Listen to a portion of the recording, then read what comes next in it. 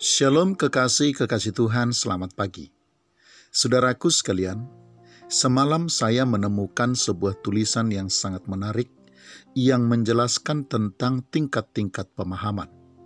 Dijelaskan bahwa tingkat pemahaman terbawah dalam ilmu itu adalah paham atau mengerti.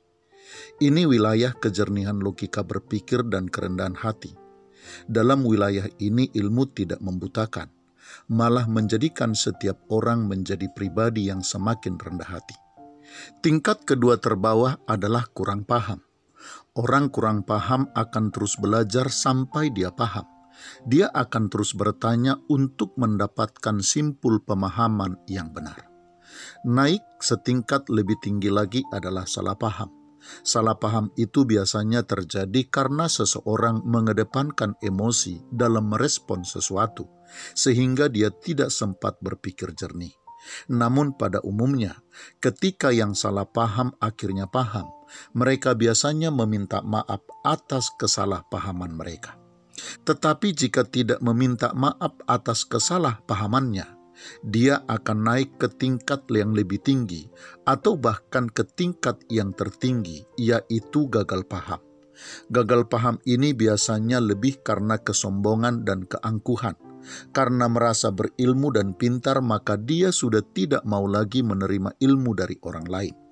Dia juga tidak mau lagi menerima pendapat, saran, teguran, atau masukan dari orang lain. Dan pada umumnya kekasih-kekasih Tuhan, ia akan pilih-pilih, di mana ia hanya mau menerima saran atau masukan dari orang yang dia suka saja. Ia bukan menerima ilmu yang disampaikan, tetapi cenderung menerima orang atau siapa yang menyampaikan.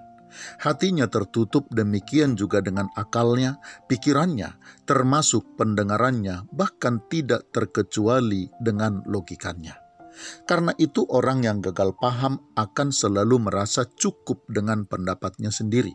Dan parahnya lagi, dia tidak menyadari bahwa pemahamannya yang gagal itu akan menjadi bahan tertawaan orang yang paham.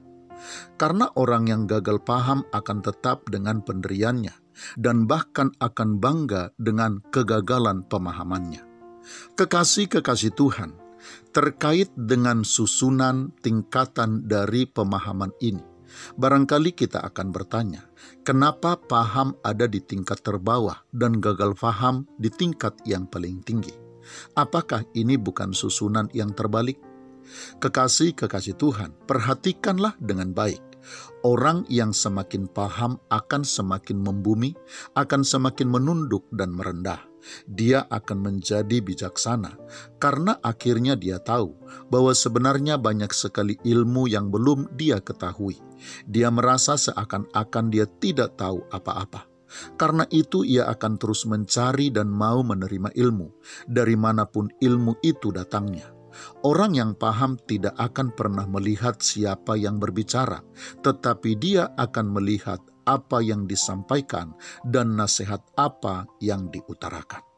Kekasih-kekasih Tuhan, agar kita tidak menjadi orang yang gagal paham terhadap banyak hal, dan supaya kita semakin rendah hati dan menundukkan diri di hadapan Tuhan, mari kita perhatikan firman Tuhan di dalam kitab Efesus pasal yang ke-5, ayat yang ke-17 yang berkata, "Sebab itu janganlah kamu bodoh, tetapi usahakanlah supaya kamu mengerti kehendak Tuhan." Selamat pagi, Tuhan Yesus memberkati. Shalom.